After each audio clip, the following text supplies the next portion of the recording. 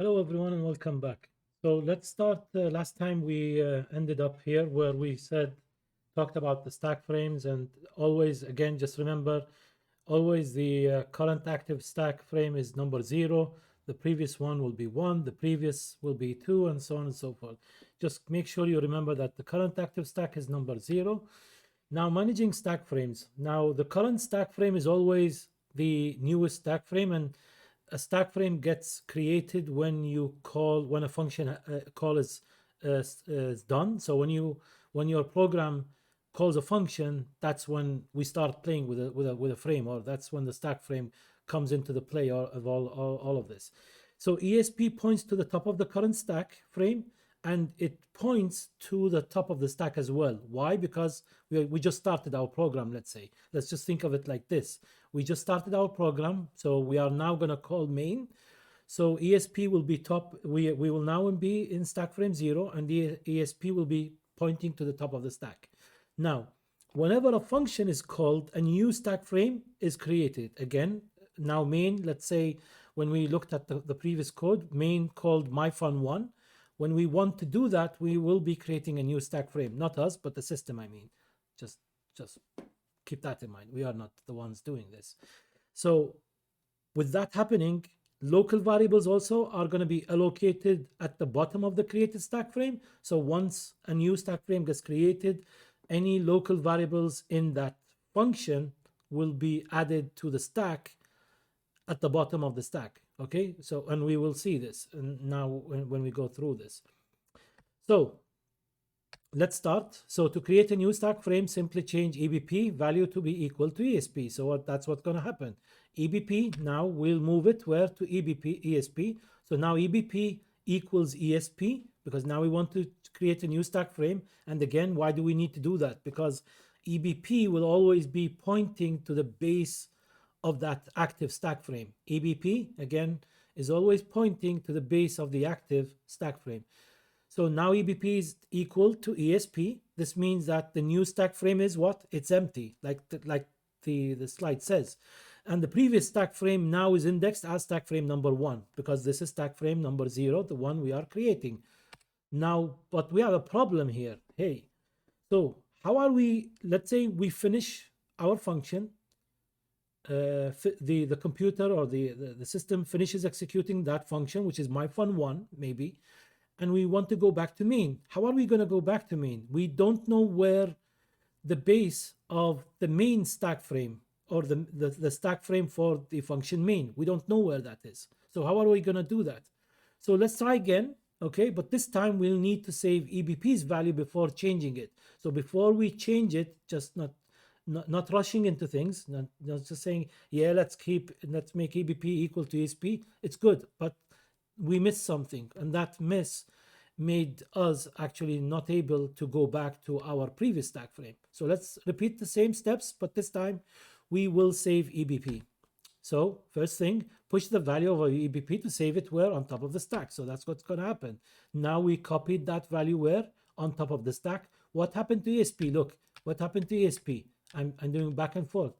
ESP changed. Why? Because ESP, again, is always pointing to the top. And since we pushed a value on top of the stack, then ESP also changed. Now, change the value of EBP because we stored it. So we currently have the value of EBP on top of the stack.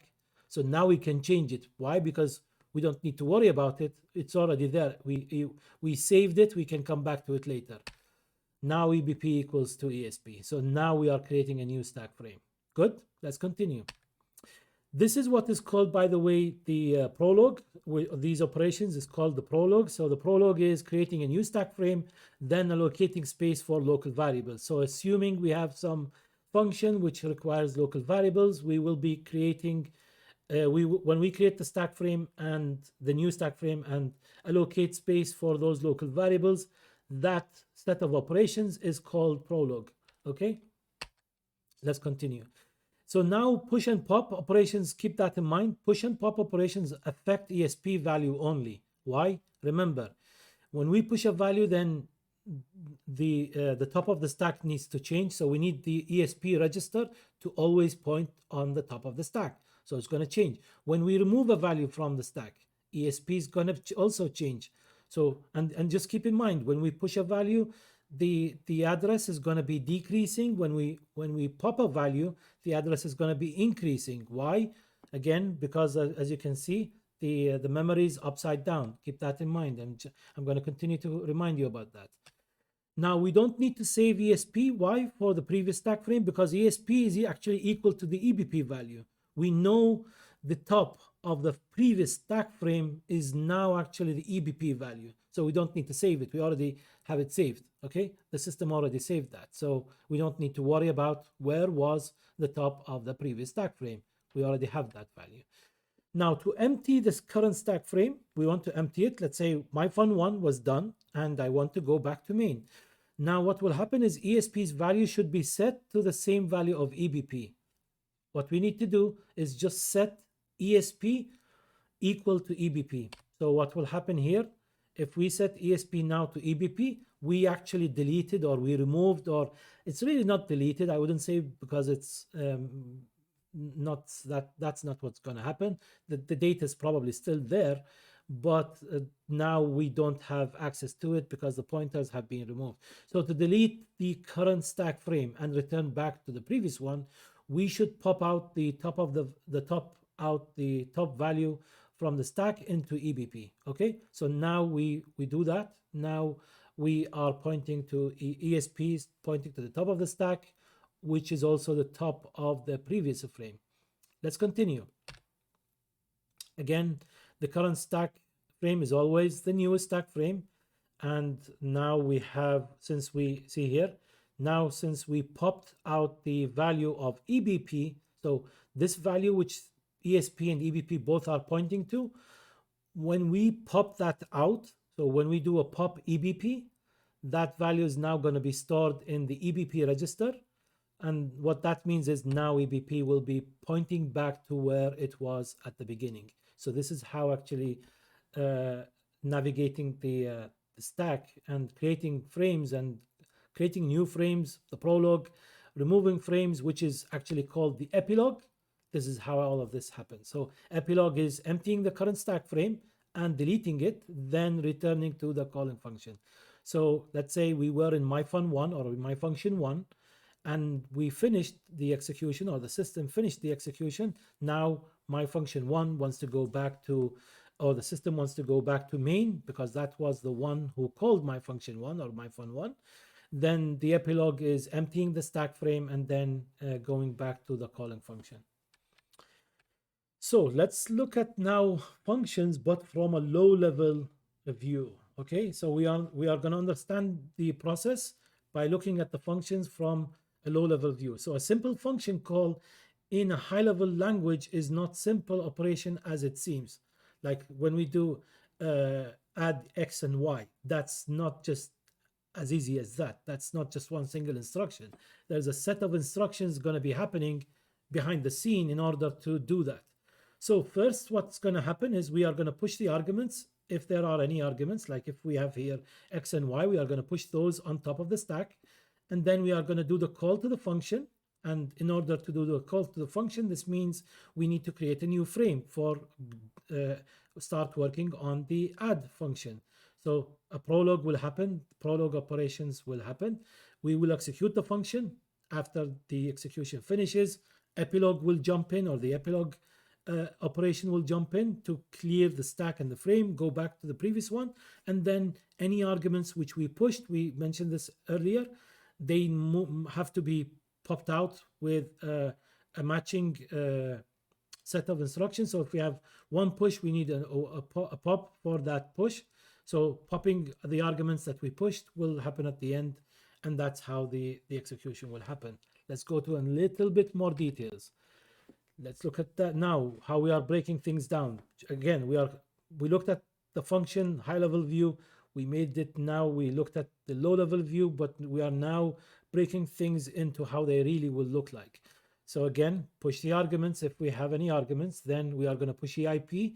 Why we are going to push EIP? Because EIP is the position where we need to come back when we start the execution, when we finish the execution of the function.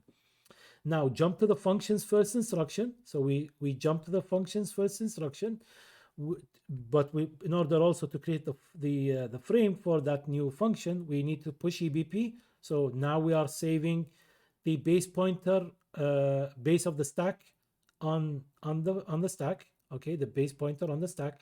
Then we will set EBP to equal ESP. So now they point at the same place. So we now have a new function. If there are any local variables, we will push them, execute the function. Now we'll do the reverse thing.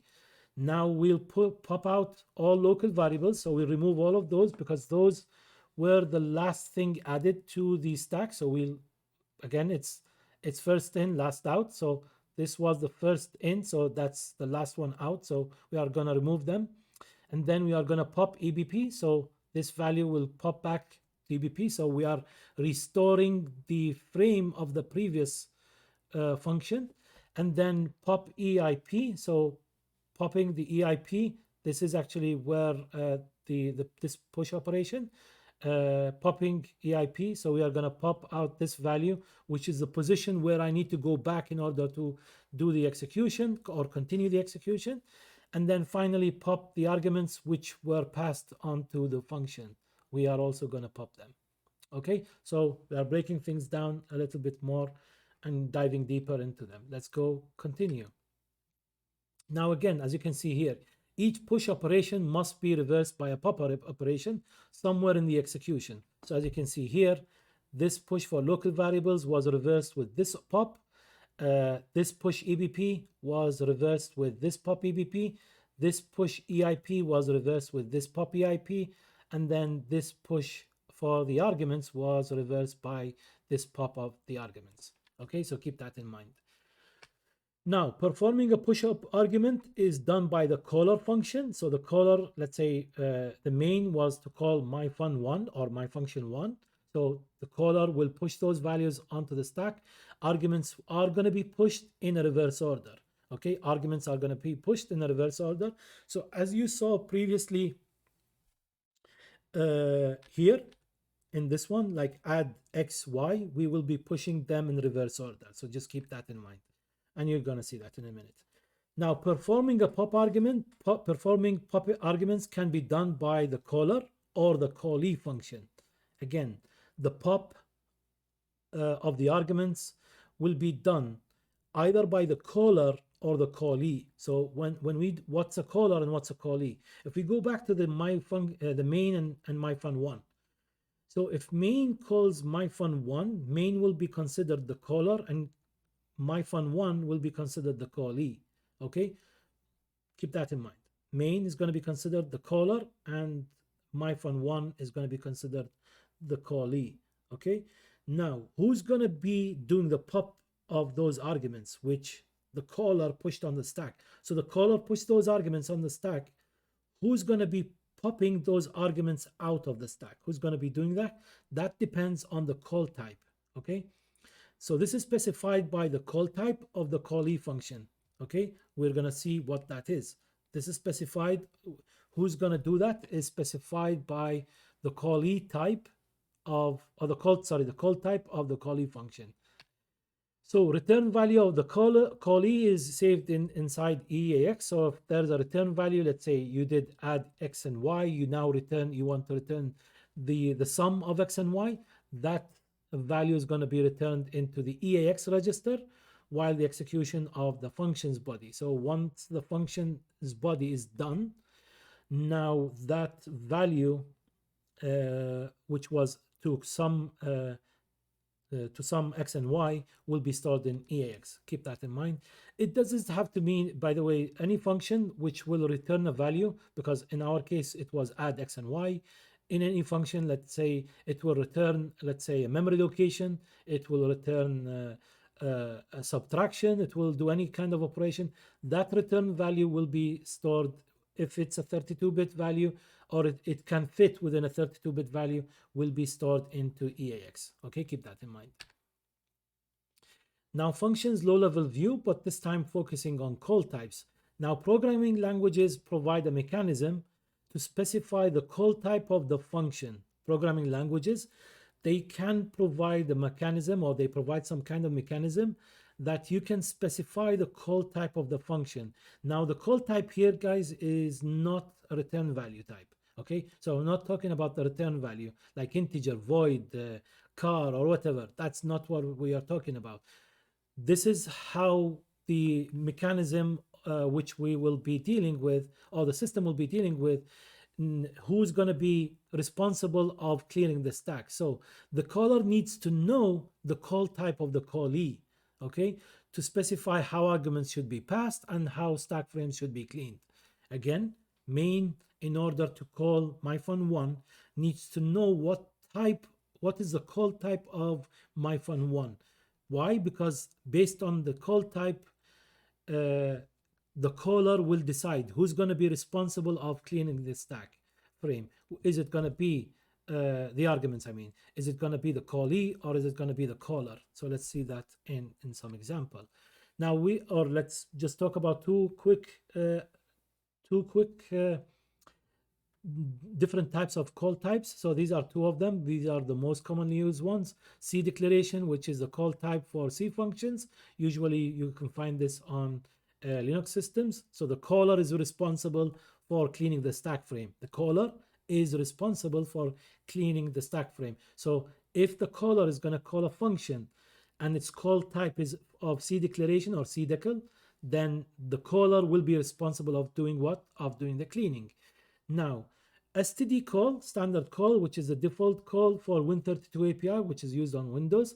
The callee is responsible of cleaning the stack. Okay, so the caller, let's say main, calls myfun1, and if it's using std call, if myfun1 is using std call, then myfun1 will be responsible of cleaning the stack frame. Let's see it in visual. So again, if we go back to this, each of these steps are processed by one or many instructions. Again, this is just some visual view of what's happening, but it might be more than these instructions. Okay, and we will see that actually in a couple of minutes. Now, as other programming languages, assembly provides many ways to perform the same operation. Therefore, the disassembled code can vary from one compiler to another. What this means here, in case you are reading it, is sometimes we will see a push and pop, but others times we will have probably some other ways of adding and removing values from the stack. Now, this will depend on optimization. We will talk a little bit about that after probably this video, in the next video, okay? But these operations will be different depending on the compiler and how the compiler actually compiled the code, okay? So this will be different from one compiler to another, okay? Keep that in mind. But this is the base of all of them. At the end, they even if they change them, even if they change these instructions, the concept is the same. But what's happening is at the lower end of the instructions is different for optimization reasons, okay? So now we are going to introduce the default way of performing each of these steps using assembly language. Again, this is the default or the basic way of how these operations are going to actually happen. Let's continue. So we have here side by side the C declaration and std call. We can see here that the first two, the one in this one was done, are things done by the caller, and so these are operations done by the caller. These are the callee's operations, so these are things done by the callee, and then these are operations done by the caller again. Okay, now, and so this is when we have C declaration, and we said the caller will be responsible of the cleaning. Std call, we have the same thing, nothing's changed, everything is the same, but the only difference is here the return will take some value, which is the size of the arguments that have been pushed onto the stack. So let's look at this again. Push argument 2, push argument 1, they are pushed in reverse order. Call the callee, which is myfunction1. Push ebp, we want to store the base of the main function, the base of the frame of the main function. Move ebp asp, now we point them on the top. If we have any local variables, we are going to push them. once that's finished, we are going to pop ECX, just pop that value, which is this value. We are going to pop it into ECX, pop EBP. So now we restored the base pointer for the previous frame. Return. This will actually, what it will do, it will take the position, put it into the EIP, and then continue the execution from there, and then pop ECX to pop these two values from the top of the stack. While in std call push, that's the same, call the same, EBP move, all of this is the same. Pop ECX, when everything is done, is going to be the same, removing the local variable. Pop EBP, we are restoring the base of the main function. Return here is going to take a size. So if, let's say, these two values, each one of them was 4 bytes, then we are going to do return 8, which means remove from the stack 8 bytes, or just do that and then go to the position where we have on the stack and continue the execution from there. Let's look at an example. So let's trace this, okay, by looking at this example. And still, we have not dived deeper into assembly. We're just giving basic high-level view. So EIP is the register is always pointing to the next instruction to be executed. Once the CPU executes the instruction, it automatically moves EIP forward.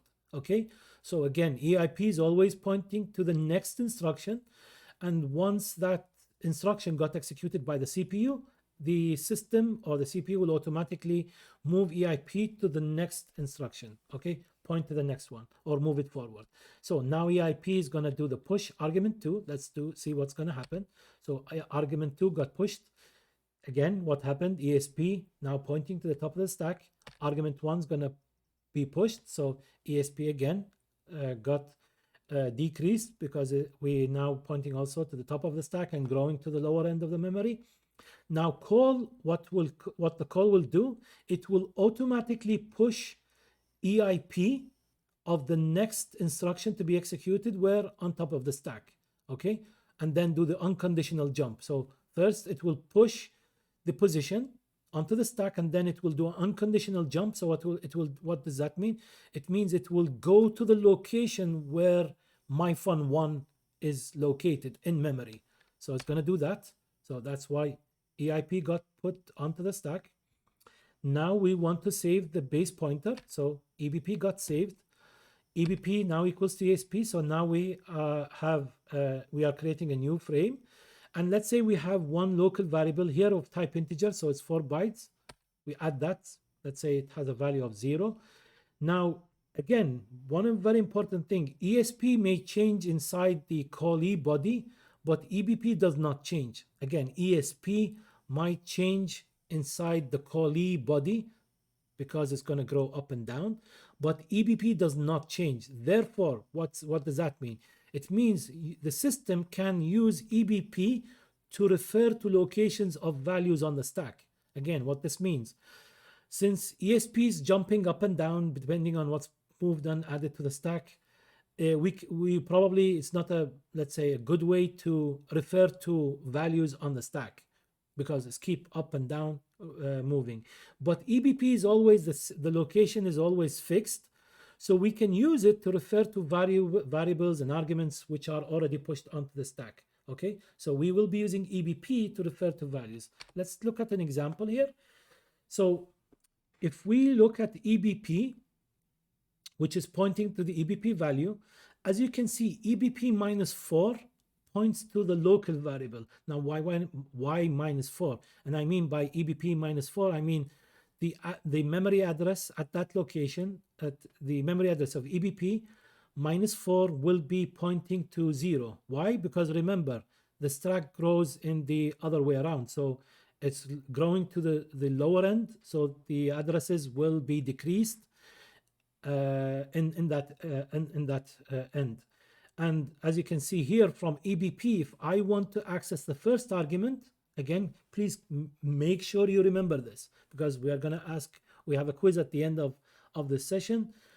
EBP is pointing at that location, EBP's value. And if I go to EBP plus 8, it means it's pointing to the first argument. EBP plus 12, it means it's pointing to the second argument. Why? Because EBP plus 4 will be pointing here. EBP plus 8 here, EBP plus 12 here, and so on and so forth. Okay, so this is good. Let's continue. Now, at the end of the callee, which is when the epilogue kicks in, or that set of operations happen, is processed. So cleaning the variable space is made by a pop operation. So now this variable, we need to remove it from the top of the stack. So we have this pop. So we are going to do a pop. As you can see, now ESP points to EBP. Now if we do a pop for EBP, so we are going to restore this value, copy it into the EBP register. So this means now EBP points back to the base. Okay, so here is where the difference will happen between C declaration and STD call. Okay, here is where the difference will happen between C declaration and STD call, standard call and C declaration. But before we go and talk about that, just keep in mind that the return instruction here, this return instruction, what it will be doing, it is going to be copying this value, which is on the top of the stack, which is actually the EIP, or the next instruction, or the position of where I want to continue.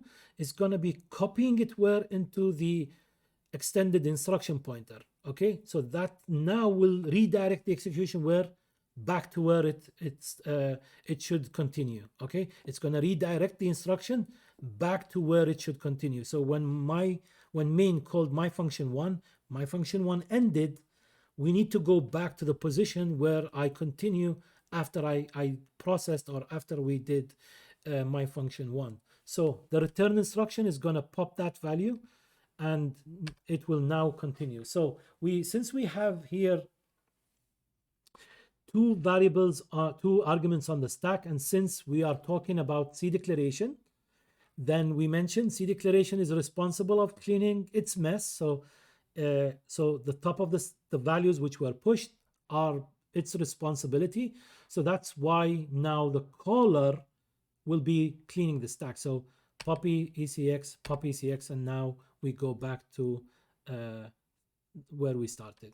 While if we change this just to see the difference, if we go back to now, which we have STD call, and let's say the argument size here is again just one. The argument size here, we need to know how much is it, but let's assume here we have two integers or two values, which each one of them is 4 bytes. So again, we will be doing the 8, which is for both of them. So what will happen is the return instruction will pop that value from the stack, but now what will happen is we have each one of these are 32 bits. Okay, in this example, each one of them is 32 bits. And we are going to move those, which is 4 bytes. So we are going to move 2 of them. So we are going to move, or let's say remove 2 of them. Okay. And we clean now the stack. And now we are back to the caller execution. Okay. So as you can see here, the difference was between the standard call and C declaration is in standard call, the callee is going to be responsible of cleaning the stack. In C declaration, the caller will be responsible of doing that. Okay, so let's stop here. We'll continue next time from this one, code optimization. We won't dive a lot into the code optimization, but at least give an idea about what's happening. Okay, so that's it for this video. I hope it was clear to you and you understand what we were talking about stack frames, call the different call types, and how all of this is happening and all of this is going working in the system. Okay, so that's it. See you in the next video. Thank you. Bye.